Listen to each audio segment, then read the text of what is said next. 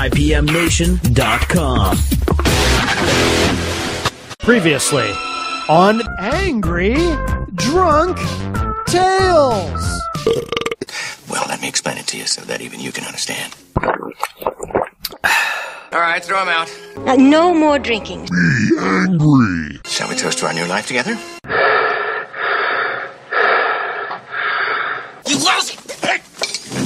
Get this kid off! Come here! You planned this whole thing. Me write angry No, you don't! emails. I trust we all understand the terms of our little agreement here. Yes, I understand.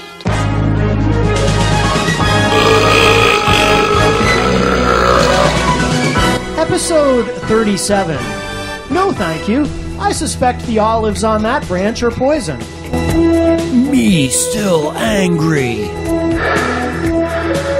Me continue to write long, rambling, drunken emails.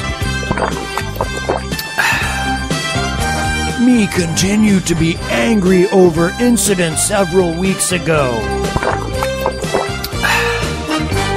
Me have emotional intelligence of 5-year-old child. Me bitter and frustrated with myself over being drunken 300-pound tub of shit. Me undiagnosed paranoid schizophrenic. Me Big ass clown. Me write angry emails. Me hate everyone.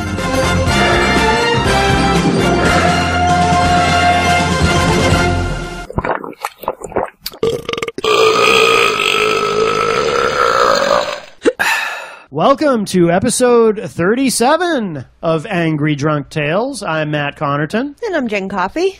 And when we last left off, the threats were beginning from our former roommate saying continuing. Continuing. I mean, the threats started while we were still under the same roof with true. him. But now they took a really nasty tone. A tone so to the extent that we considered going to the police. Well, we actually did, but we decided not to pursue. Yeah. It just didn't, it wasn't worth the aggravation or our time, and let's face it, dude doesn't even know where we live. Right, that's true. That is true. He is hopefully smart enough to figure out we do have the ability to defend ourselves in our home. Of course. So that was August 12th where we left off. And then I don't know if maybe he had some regrets about some of what he said. Maybe he, after he sent those emails, thought, wow, that could get me into some trouble. Because then he waited a whole 10 days until we heard from him again. And I remember we thought it was over. We were concerned that might be the end. We might get to that point in the show, and that might be the end of the series. Because we don't know how many episodes we're going to end up with at the end. But every time we have thought that, okay, it's finally over. Not that we want it to be, because we enjoy doing this show. It's so entertaining. But I think there are ways we could continue it, though. Yeah, well, but we'll discuss those then. But we want to keep it. We want it to be organic.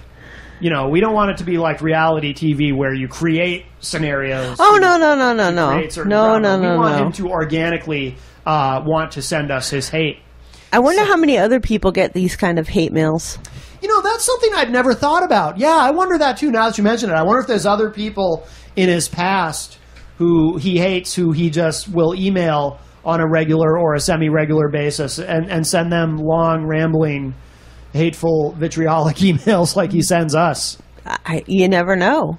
You never know. Well, at this point in our story, so now we jump all the way to August 23rd, and I'm actually going to read you. See, he actually really let up here for a short time. I'm going to read 2 emails in this episode, and they're both relatively short, but these will be our dramatic readings. One of them is from the 23rd, and the next is from the 26th. But don't worry, it picks back up. Oh yeah, don't worry. It picks back up in a big way. But it gets just kind of weird for a moment there. Yeah. It's like all of a sudden you get this. So this is what came on Sunday, August 23rd. Of course, that's one of the nights he works at the restaurant. Sundays and Wednesdays, which are the nights where he drinks the most because he already arrives home inebriated. So this came at 11:49 p.m. on Sunday, August 23rd.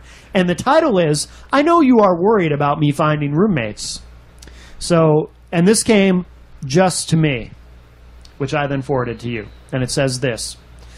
Found one before you had even moved out. And all I needed was one. Angela's room now has a Bowflex in it. And my tools. Looking to put a washer and dryer in there shortly, too. So I don't have to heat the back of the place come winter anyways.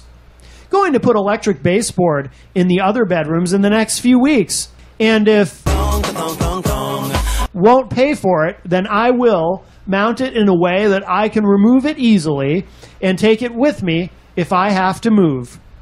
I know you are seriously worried about my well-being, like you were when you lived here, like you were with Napoleon Bonaparte as well. You people are extra special.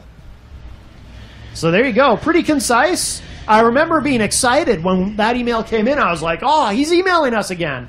We get another 7 or 8 emails tonight, easily. And it's like, but why? But it was not to be. Why did he need to send you that email? I mean, are you supposed to, like, feel bad or something? I don't know. You know, I mean, were you concerned?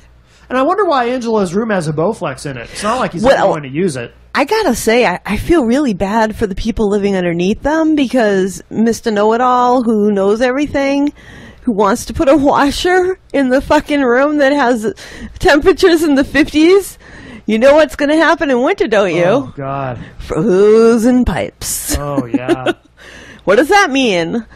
Water everywhere. Yeah, you're right. You're right. If you happen to live below him and you're listening to this, you might want to stop that.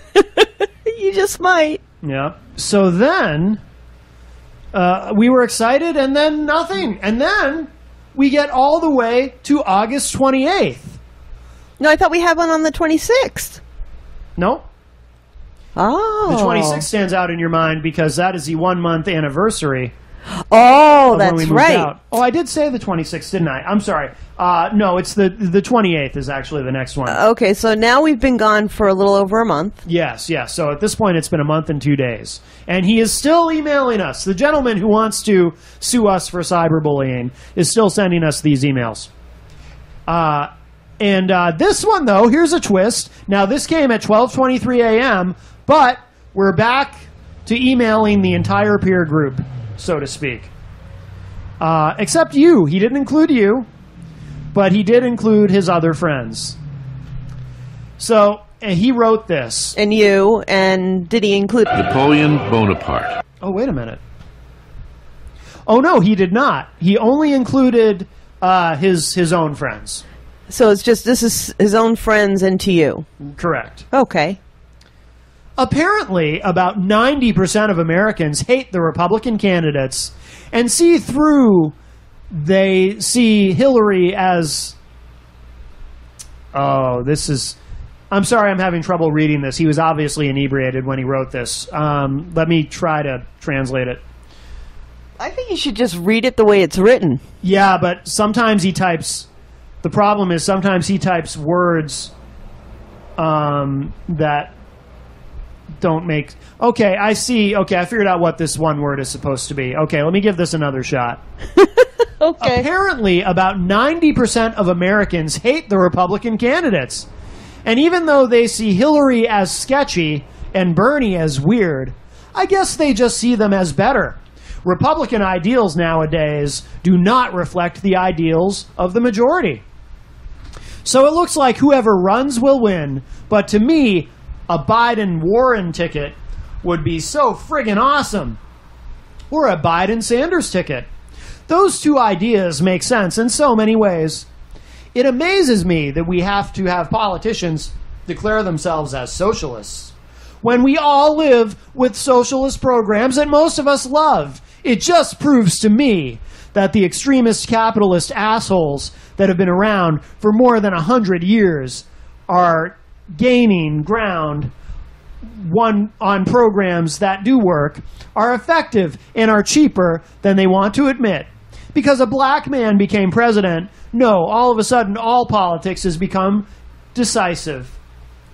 As the Republican assholes want to play white against everyone else because they know at least 15% of the population will support them just out of racism.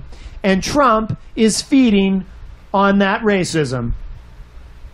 And then one of his friends responded, I certainly hope so. And then the douchebag replied, in a general election, a new poll shows that any of the Democratic candidates can easily beat any of the Republican candidates, including Trump.